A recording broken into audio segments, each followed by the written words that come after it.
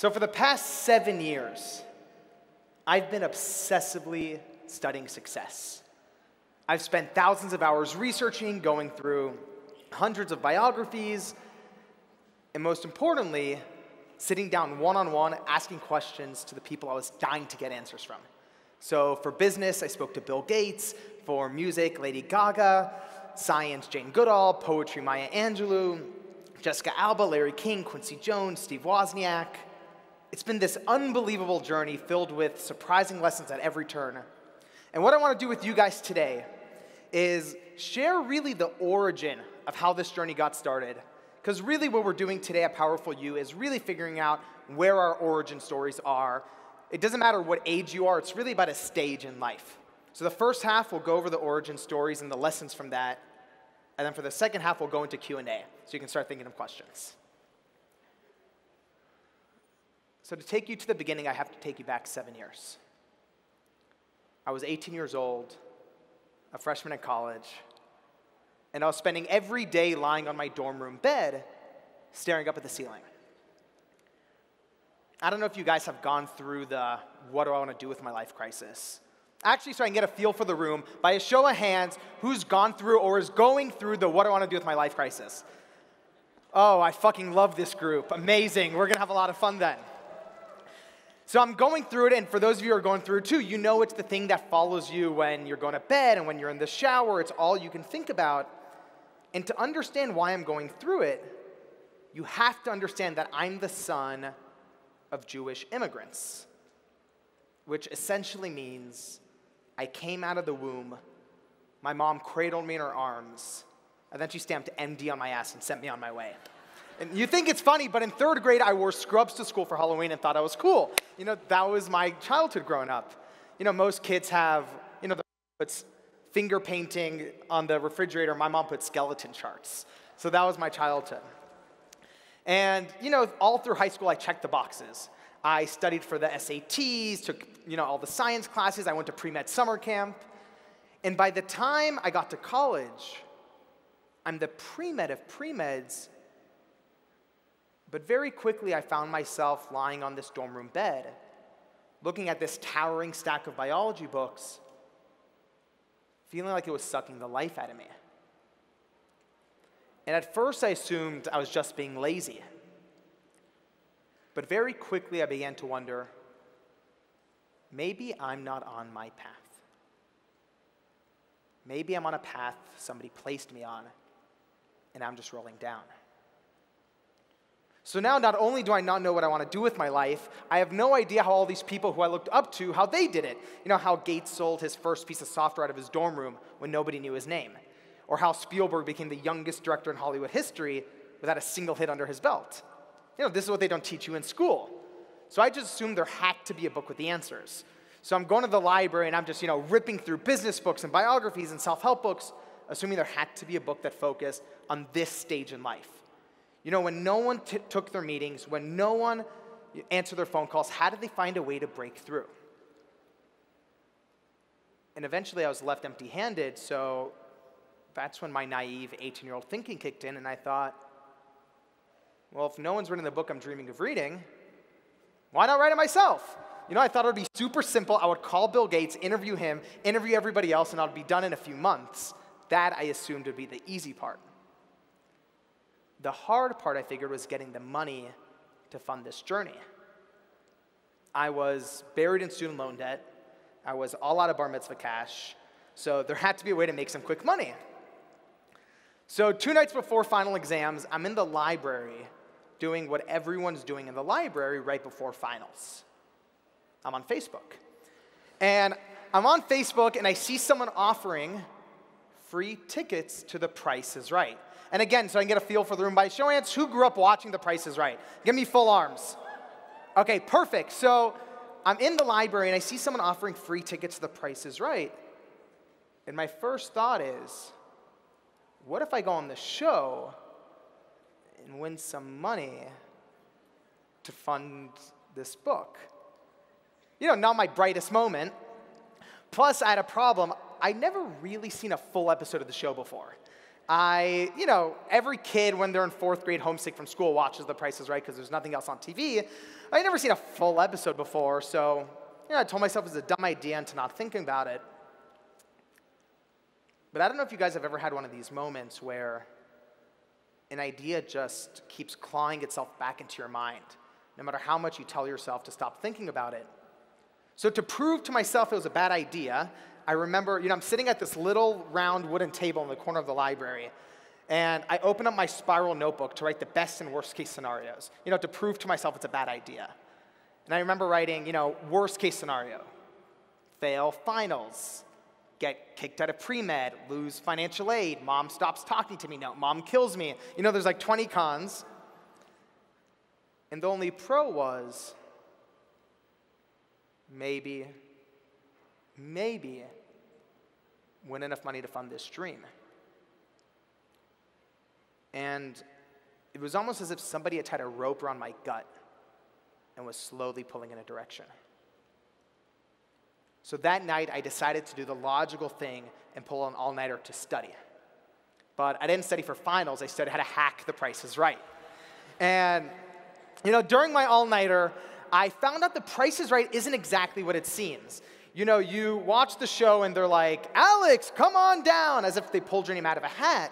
But what I learned is that there's actually a producer who interviews every single person in the audience before the show begins. And then on top of that, there's an undercover producer who's planted in the audience who then confirms or denies the original producer's selection. So like everything in life, there's a system to it. It's not just luck.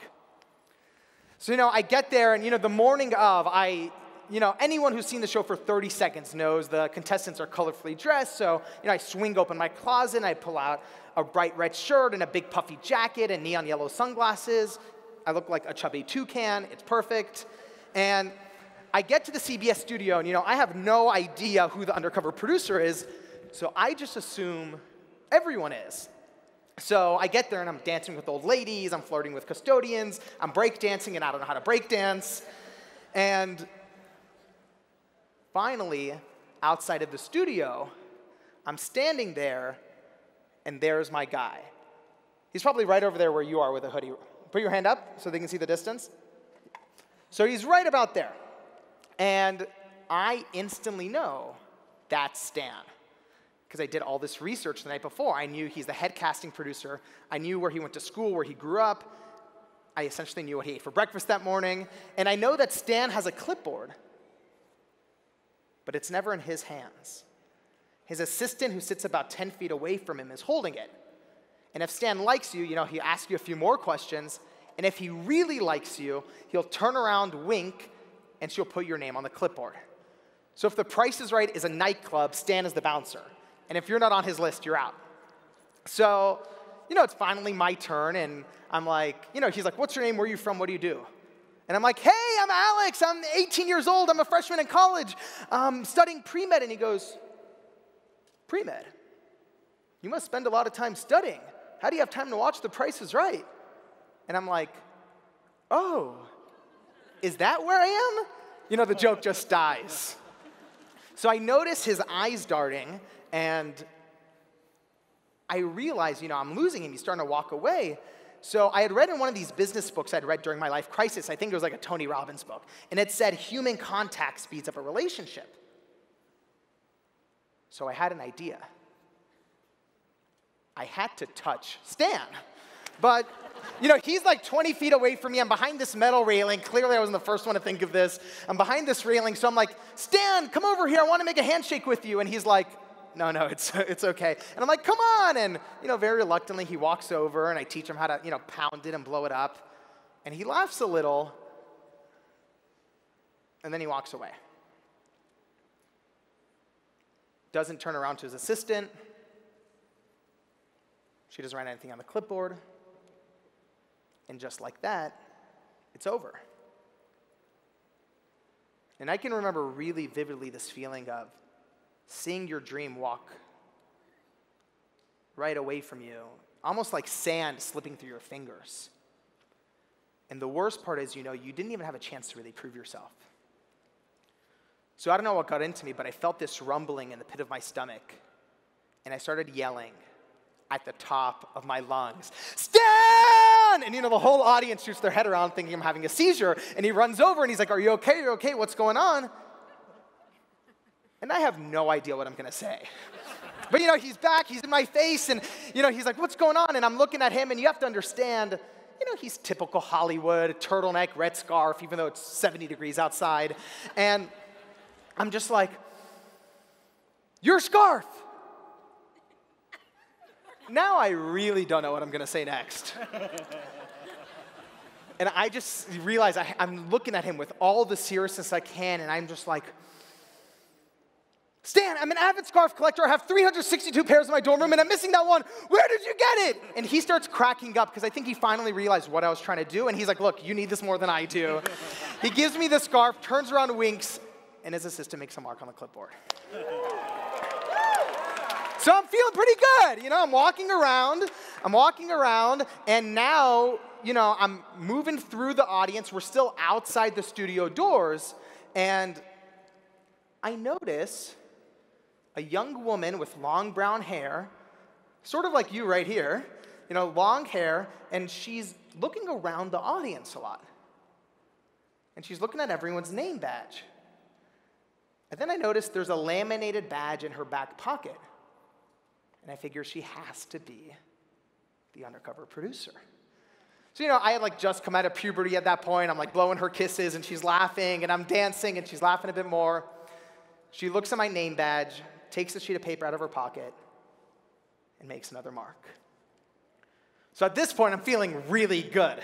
I'm standing outside the studio, and it dawns on me that I had spent the entire all-nighter studying how to get on the show. I still didn't know how to play. But, no big deal, no big deal. It's not rocket science. I take out my phone and I Google how to play Price is Right. 30 seconds later, I feel a tap on my shoulder, and security takes my phone away. And, I had no plan B. And I remember there was this cold metal bench outside of the studio. And I remember sitting down next to this old lady, really sweet, white hair, and I'm just sulking. And she looks at me and she's like, she asked me what the matter is, and I just start venting. I tell her about finals, I tell her about pre-med, I tell her I've never seen a full episode of the show before, and she just pinches my cheek and she's like, "Honey, you remind me of my grandson." And I'm like, "Do you have any advice on The Price is Right?" And she's like, "Sweetie, I've been watching the show for 40 years. And, literally she starts telling me decades of wisdom in a matter of minutes, and an idea flashes in my mind. I give her a big hug, I turn to the person next to me, and I'm like, "Hey, I'm Alex, I'm 18, I've never seen the show before, do you have any advice?" And then I turn to the person next to her, then to a group of people. And over the course of an hour, I end up crowdsourcing the wisdom of about half the audience. And right then, the doors to the studio open. And you step in there, and the place smells like the 1970s. There's yellow and green drapes, flashing light bulbs, all that's missing is a disco ball, and I get in there, and, it's game time. I throw my jacket under my chair, to hell with the toucan, it's time to focus.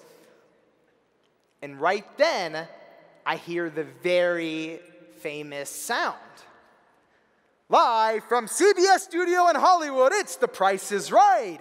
And they called on the first contestant, and it's not me. And the second and the third, it's not me. And for the fourth, it's still not me. Thank you for laughing at my misery, sir. Definitely, these are my friends. And, I end up sitting back in my chair and thinking, maybe it's just not meant to be. And those of you who know how the show works, a contestant moves on to the bonus round, and now there's an empty podium, and it's time for the fifth contestant. And that's when I hear, "Alex Banayan, come on down," and I lose my shit. You run up there, I'm hugging strangers, I have no idea what's going on, but I know the audience is cheering, I'm loving it, I get to my podium, and I don't care how cool you think you are, There's no way to be calm in this moment. So I'm up there, I'm standing behind my podium, and they're like, a leather chair and ottoman. I'm 18, I don't know what ottoman means. I'm like, $400, and the audience laughs at me. It turned out to be $1,000. I lose that round, and before I know it, it's time for the next round. A new billiards table. My cousins have a billiards table. It's not that expensive. So I'm like, $600, and the audience laughs again. But because the audience laughed so loud, all the other contestants bid higher and higher and higher, which means I won by default. So I'm jumping up and down. I'm like running on the stage. I'm like, oh my God, this is amazing. What do I win? And they're like, you win the billiards table. I'm like, okay, cool. So I'm like learning as the show goes on. And I'm on the stage, and now it's time for my bonus round. And the big doors open up, and it's a glistening white hot tub. 12 jets, LED lights, a waterfall, and all I can think is if I win this hot tub, I'm the king of college. All the pressure's on. I guess $4,000, it's $9,000. I lose the hot tub, and I think the show's over, and they're like, we'll be right back with the wheel. Don't go away. And I'm like, excuse me, what's the wheel? And who here grew up watching The Price is Right obsessively? What's your name, man? What was your name? Everyone give him some love.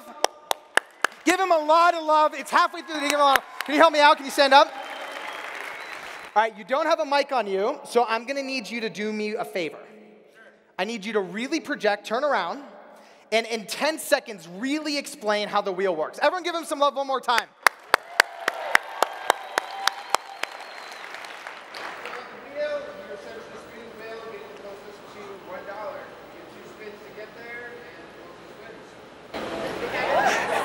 Fucking awesome. That's exactly right.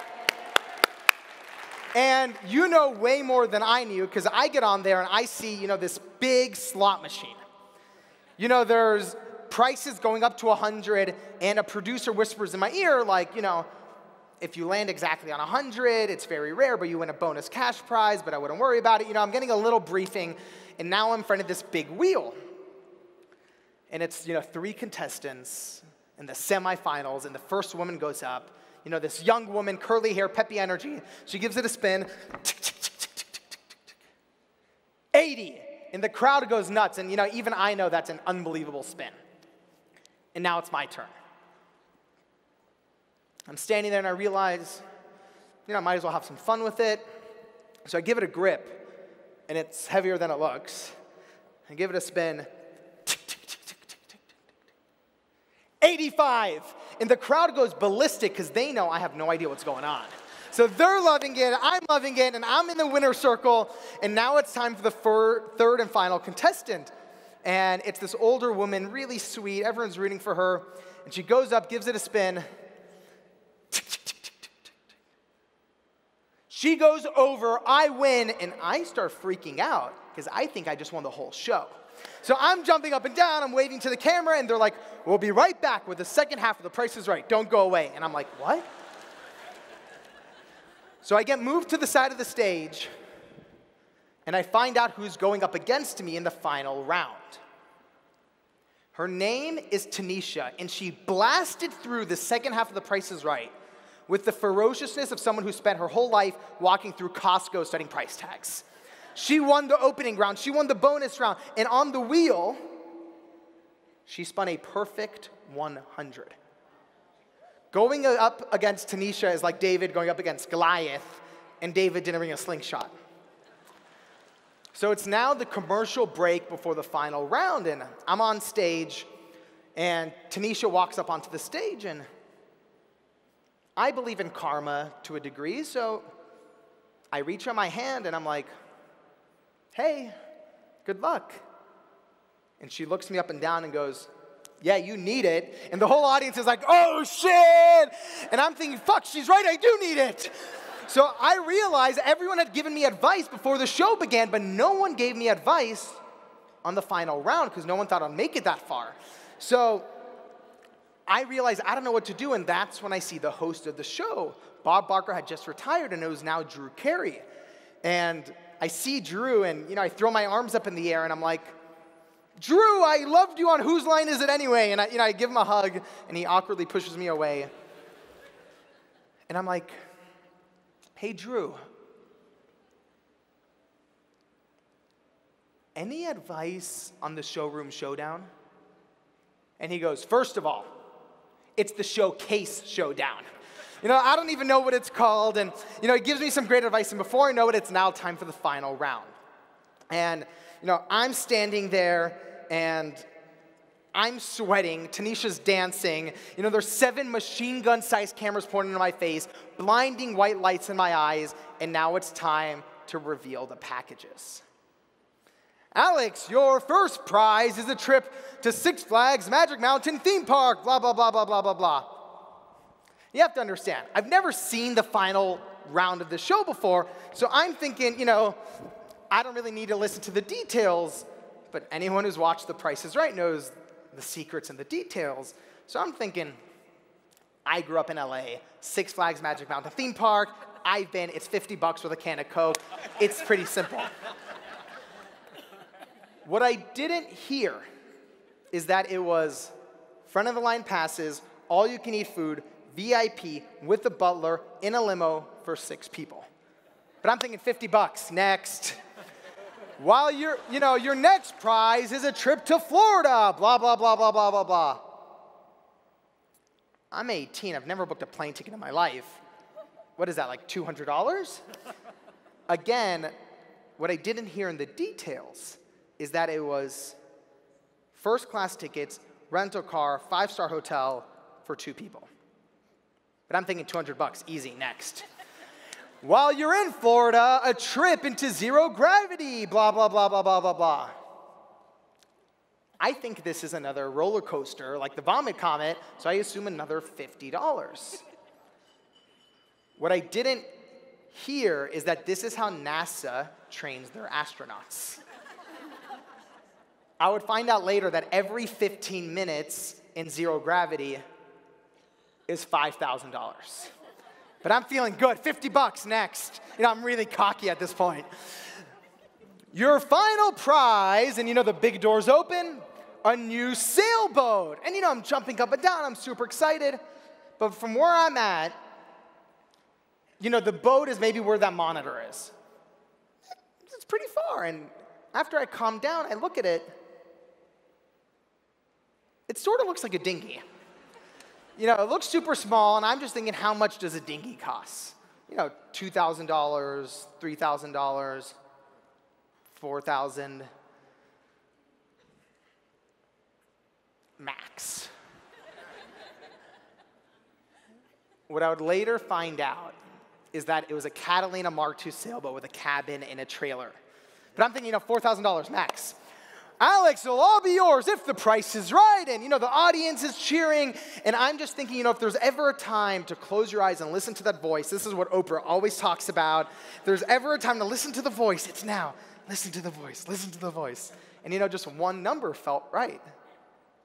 And I was like, $6,000. Dead silence. It's as if somebody has passed away on the stage of The Price is Right.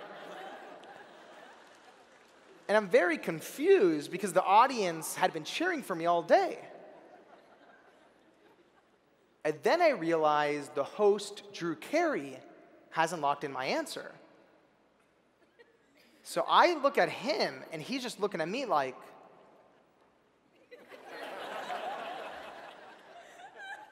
and I finally get the hint.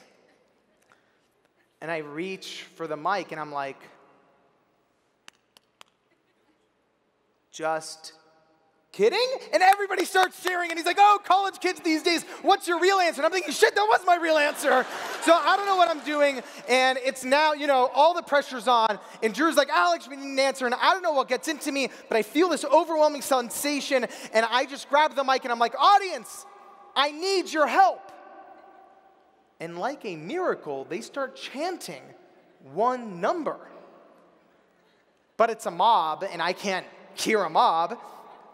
So, the producers are like, Alex, we need an answer. And I'm trying to listen to the audience, and they're like, we need an answer. And I could hear them a little. I could hear like the TH sound. So I'm like, I'm going with audience. $3,000. Drew Carey literally grabs the microphone from me and goes, there's a difference between 3,000 and 30,000, right? And I'm like, of course I know that. Just kidding again. And he's like, great, we're locking it in 30,000, moving on. Tanisha looks at me like she's going up against someone in preschool. She's right. And I'm just standing there, drenched in sweat, and now it's Tanisha's turn. And, she's a pro. She gets a car and an ATV and a vacation, and, I'm sweating, Tanisha's dancing, and now it's time to reveal the winner. Tanisha, you guessed $35,000 retail price. $36,400. And Tanisha jumps up in the air and she's thanking God because she just essentially won a brand new car. And I'm just standing there thinking, if I go straight to the library, I have 1 hour for bio, 2 hours for chemistry. Mom doesn't even know I'm here. I'm just in crisis management for finals. And they're like, Alex, you guessed $30,000, retail price, blah, blah, blah, blah, blah. I'm not listening. I'm just standing at the podium. But I noticed the audience is cheering louder than they have all day. And the producers are pointing at me. And then I realize my podium is flashing. And I literally turn around to check it. I guessed $30,000, retail price, $31,200. I beat Tanisha by $200. And literally my face goes from this to, ah! And I'm jumping up and down, I'm dancing on the sailboat, I win the sailboat, sell the sailboat, and that's how I funded the book.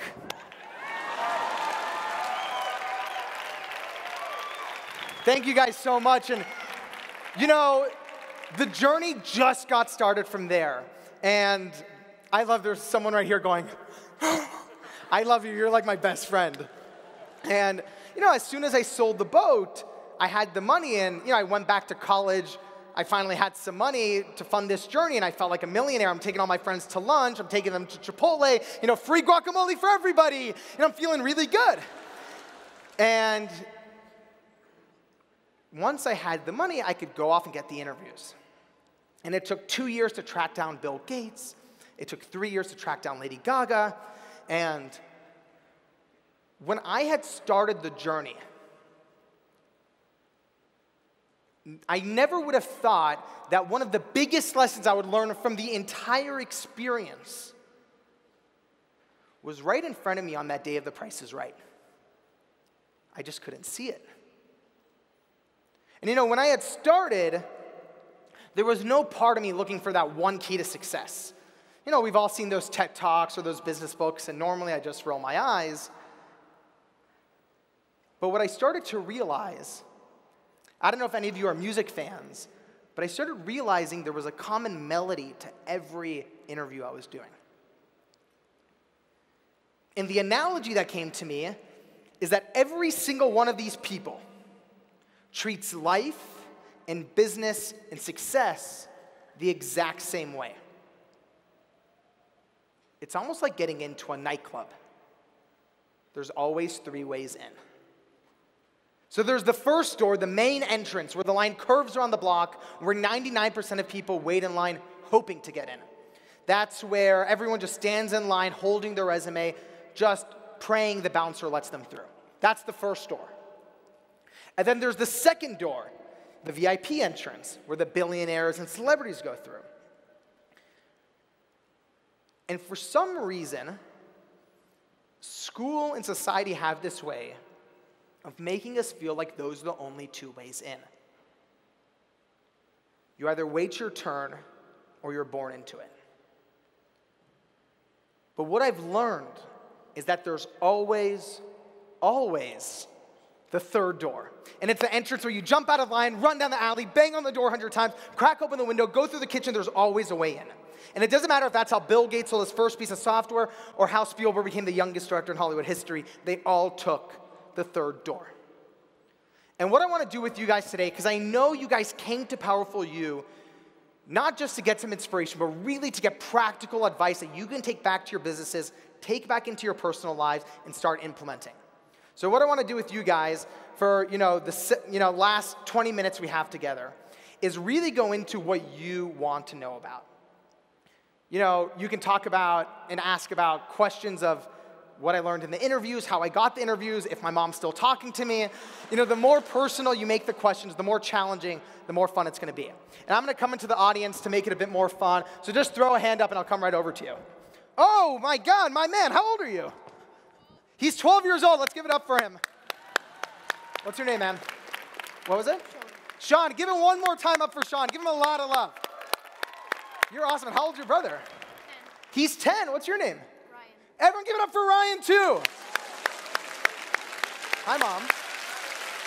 There's Sean. Sean, what's your question? What was it like to be up on that stage when you won? Ooh, what was it like to be up on the stage of The Price is Right when I won? It was all a blur. And actually, it's a really interesting question. So his question again was, what was it like being up on the stage at The Price is Right when I won, that moment? And at that time in my life, when I was 18, not only was that moment on the stage a blur, but so were a lot of really critical moments in my life. And it wasn't until about 4 years ago that I realized I want to stop living my life as this blur of chaos. And I was on the journey at this point. I was about halfway through, and I started realizing there was a lot of people who I was meeting who were calm and grounded and never seemed to ever be in a blur. And I just started asking them all one question. I was like, what do you do that makes you so happy?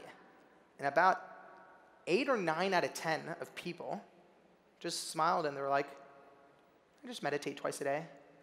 And you have to understand, I come from an immigrant family. Meditation and cocaine are about the same thing. The only thing worse is therapy. So, you come from an immigrant family from Iran. You're not allowed to talk about problems because we don't have problems in our family. And I just thought, all right, if all these people who I'm talking to, who I admire, are using this meditation thing, I'm not even going to worry about it, and I'll just treat it almost like a pill. People go to the pharmacy and take a pill to see if it works. I'll just treat it like that and see what happens. And to this day, nothing has changed my life more than meditating. Thank you. And what I'll say to you, especially to you, Sean, is that when you start meditating, it feels nice, you feel relaxed, but in the first year that you're doing it, it just seems sort of like taking a nap. It just feels good. If you think about it, I like to think in terms of technology. It's sort of like, I don't know how you guys are, but my Google Chrome on my computer has 50 tabs open. Meditation is like closing all the tabs in the middle of your day and restarting. It feels really nice. But what ends up happening after a couple years of working on it is year 2 and year 3 and year 4, it starts compounding. And you start seeing effects throughout your whole life. So if there's I'm sure a lot of you are already doing it, but if there's a single thing I can leave you with, a meditation practice, whether it's using an app like Headspace, I use Transcendental Meditation. I only do it for 20 minutes. It's pretty much like taking a nap. I love nap time when I was a kid. Now I have adult nap time. It's fucking awesome. All right, who has our next question? What's your name, sir? Jeff. Everyone give Jeff some love. So when you did the interviews for the book, what was the one thing that you learned that totally surprised you? So Jeff asked, when I was doing interviews for the book, that's a great question. When I was doing interviews for the book, what's one thing that totally surprised me?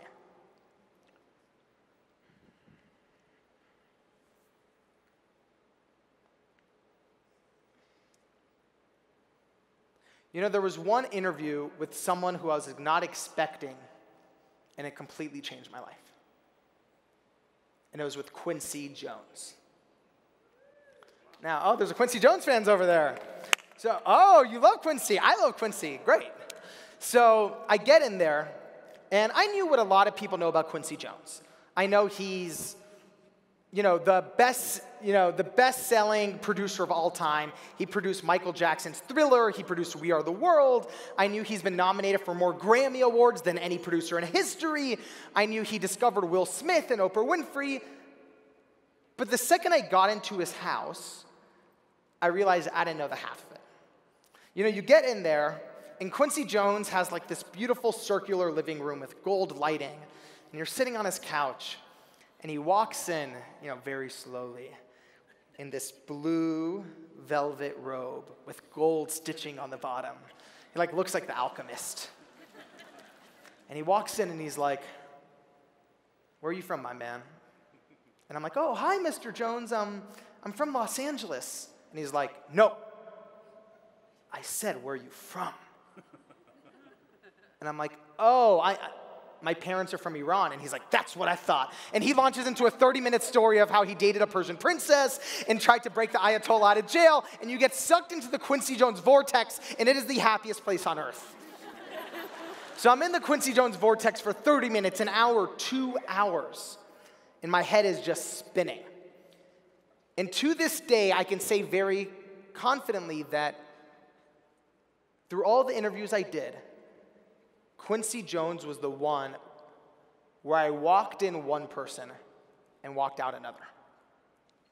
And one of the lessons he taught me, there were two things he really changed mentally for me. The first one, and I had interviewed Quincy towards the end of my journey. So this is about at the end of the 7-year quest of doing all these interviews. And he helped me realize that for 7 years, I was constantly looking up. Up at the world's richest man, up at the most famous director. And he was showing me the value of looking wide. Looking to the far corners of the world, soaking up the culture, soaking up the wisdom, and that the riches on earth really lie there. So that was one thing he changed for me. The second, you have to understand, this journey wasn't just a series of random interviews. They were all sort of tied together through my life experiences. And right before Quincy Jones, I had a disastrous situation with Mark Zuckerberg, which is a whole other story in and of itself. But all you need to know is it ends in embarrassing failure. So I walk into Quincy Jones's house with, a chip on my shoulder and a lot of baggage. And, I got threatened to go to jail. It was a whole thing. And I get up there, and I get to Quincy Jones's house, and we're talking. This about 2 hours in. And Quincy's telling me a story of when he was younger. He was, making an original composition and needed to go get a publishing deal from a music executive. And back then, the music industry was completely run by the mafia.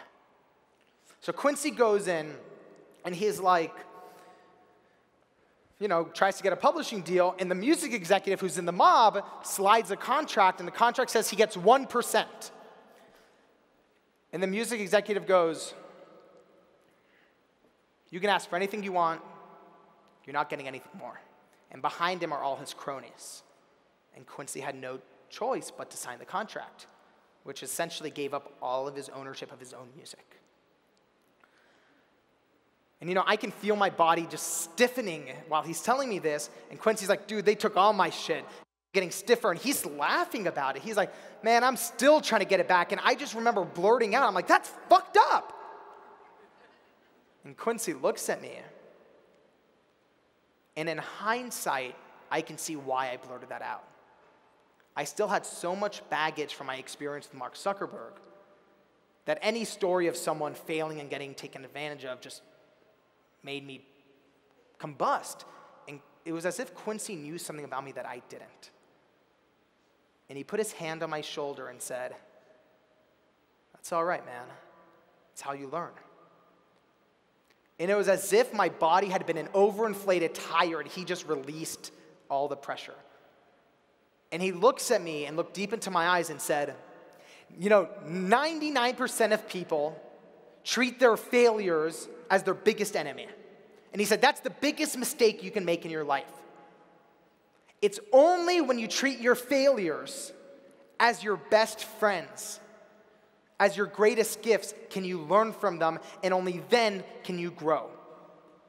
Your failures and your mistakes are your greatest gift only if you choose to make them so. And, we kept on talking, and as great as that lesson was, I was just still in the Quincy Jones vortex, and at the end of the interview, I gave him this big hug, and I'm like, you really changed my life. And he's like, how's that? And I'm like, you showed me how to be a person of the world. You showed me how much you grow by traveling and exploring. And he says, no. You learn by cherishing your mistakes. And it was as if he was going to keep saying that until it finally sunk in. And in that moment, it did. And if there's one thing I can leave you guys with today, if you really walk out with one thing, it's this. I had a realization in that moment that although, interviewing Bill Gates was unbelievable, it was my mistakes on my way to get to him that changed me most. And in that moment, I realized that I had always assumed the opposite of success is failure. But it was in that moment I realized success and failure not only are not opposites, they're actually the result of the same thing. Trying. So the opposite of success isn't failure. The opposite of success is not trying. And yeah, fucking give it up for that. Because what I realized is that I had been so attached to not failing and so attached to trying to succeed that I was my own worst enemy. And in that moment, I promised myself that I would no longer be attached to success and no longer be attached to failure. Instead, I would be committed to trying and growing. Thank you, guys. All right, I got time for 2 final questions. Who really has good ones? Yes, what's your name over there? Let me come down to you. Come on, stand up. Everyone give her some love.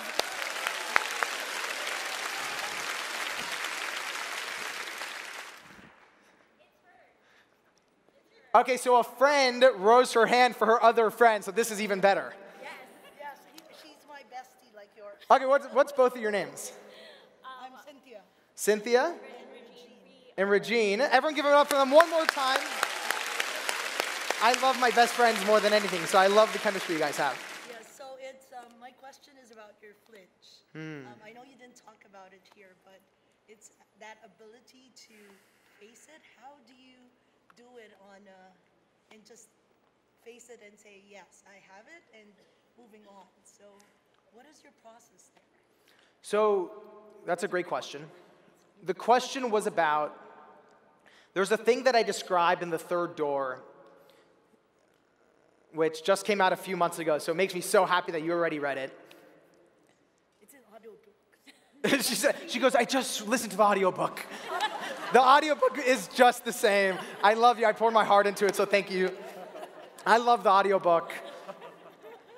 My sister says it's the bane to her existence, hearing my voice for 8 hours.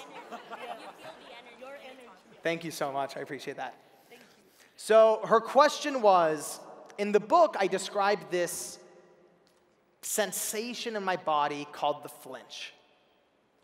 And it's sort of this name that I gave to, when I was, I remember the first time feeling the flinch was when I was in 3rd grade.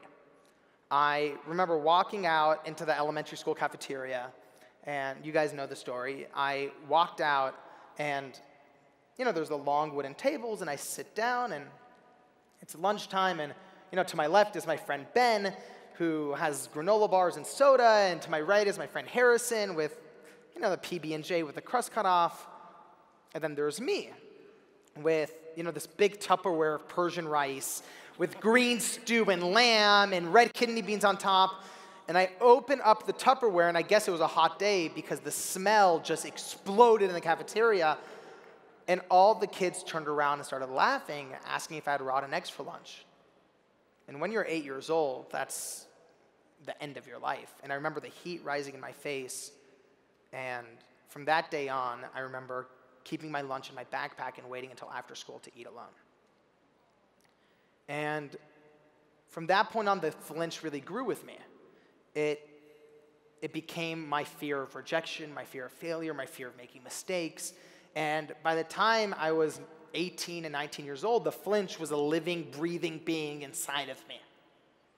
And when I had started on this journey, I had no idea that, sure, it was going to be really hard to convince Bill Gates' office and convince Warren Buffett to do an interview. But one of my biggest obstacles had nothing to do with what happened out there. It had to do with the flinch inside. And I think so many times when it comes to achieving a dream, we focus on all the external factors that's inhibiting us, and we forget to realize that so much of the battle happens internally. And your question of the flinch, how I deal with the flinch. First of all, if there's one book I can recommend to everyone here, oh, I fucking love this audience. Everyone just like opened their notebook. I fucking love you guys. You guys are my brothers and sisters. This is amazing. If there's one book I can recommend, it's When Things Fall Apart by Pema Chodron. When Things Fall Apart by Pema Chodron. And anyone who's going through a hard time in life, this is the life raft. And one of the things this book taught me when it comes to the flinch, Pema Chodron has a great way of explaining that insecurities are part of the human experience. Insecurities are part of the human experience. When you battle with your insecurities, they only become stronger. But when you accept that they're part of you and you give them permission, they begin to relax. They don't disappear, but they begin to relax. And what I've learned is that whether it's my pain, whether it's my insecurities, the more I give it permission to sit in my mental living room, I allow it to be there. And I actually treat it, and it feels weird to say, but I treat it with, there's a word called matri, which means loving kindness in Buddhism. And it's this idea in Buddhism that if you treat yourself with the unconditional love that you treat a best friend, only then do those insecurities relax and you become yourself. So that's a great question. Thank you, guys. All right, who's got our final one? Who's really got the fire? What's your name, man? It was Ben? Everyone give it up for Ben. Final question. Really bring the heat, man. Really? Well, no. Here, I have the question for you. So you've already walked through the third door. Would you say that? You have. It's a constant thing, yeah. It's a constant thing, okay? So your process is already paying off. You're killing it right now, Mike. Thank you. And what is the next door that you're trying to walk through? So Ben's question was, what's next? If this journey was the 7-year journey and the book is finally out and it's coming to fruition, what's the next journey? That's a great question.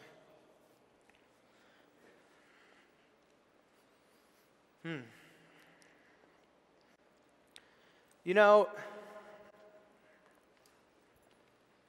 when I had started this journey,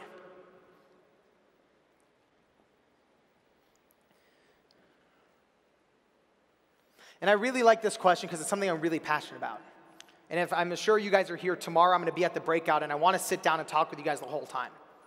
And when I think back to when this journey got started, I was pretty obsessed with finding, the most practical tools and wisdom to jam-pack into this book as possible. And when I look back, that actually worked. In the book is Tim Ferriss's cold email template. There's Bill Gates' negotiating secrets. It's all in there. But only now, looking back with some distance, can I see that the soul of this book is really about possibility. And if there's one thing I've learned on this journey, it's that you can give someone, I think I live in the same world you guys live in. I listen to the same podcasts, I read the same books, and I think our world, whether it's Silicon Valley or people in the personal growth community, I think because I was there, I'm still there sometimes, I think we're fucking obsessed with tools and tactics and tricks. because it's just so easy to hold on to them. It's so easy to optimize our morning routine instead of actually looking within ourselves and ask us where those feelings of unease are coming from, where that feeling of pain is coming from. And if I've learned one thing on this journey, it's that you can give someone all the tools and tactics in the world, and their life can still feel stuck. But if you change what someone believes is possible, they'll never be the same. And there's this one anecdote that keeps coming to mind. As I've been on the book tour the past few months, it just keeps popping into my head. And I read this story somewhere during my research, and I don't even remember where I read it, but it's the story of a teacher who's teaching for Teach for America. And she's in Baltimore in a really rough neighborhood, in a really tough school, and she realizes these kids need some inspiration. So she says, all right, today instead of our math lesson, I'm going to pass out sheets of paper, and we're all going to draw pictures of our biggest dreams in life, what we want to be when we grow up. So she passes out the papers, and the kids are coloring, and she notices there's one boy in the back of the room who won't pick up a crayon. And the teacher looks at his face and can see his sadness, and she keeps watching him, and about 10 minutes later, his eyes light up and he starts coloring. So the teacher asks for all the papers to be turned in, and the kids go home, and the teacher starts, going through the papers. And she notices that that young boy drew a picture of a pizza delivery man. And the teacher was a bit concerned, so she called the mother that night. The mother, though, said she wasn't surprised. The mother said that the only male figure in his life, in the little boy's life, who wasn't in jail or on drugs, was his uncle who delivers pizza. And what I learned from that story is that young people will always reach for the highest branch they can see. Young people will always reach for the highest branch they can see. So it's our job, whether it's families or schools or society at large, to illuminate more branches. So that's my mission moving forward. Thank you guys so much. Really, thank you so much.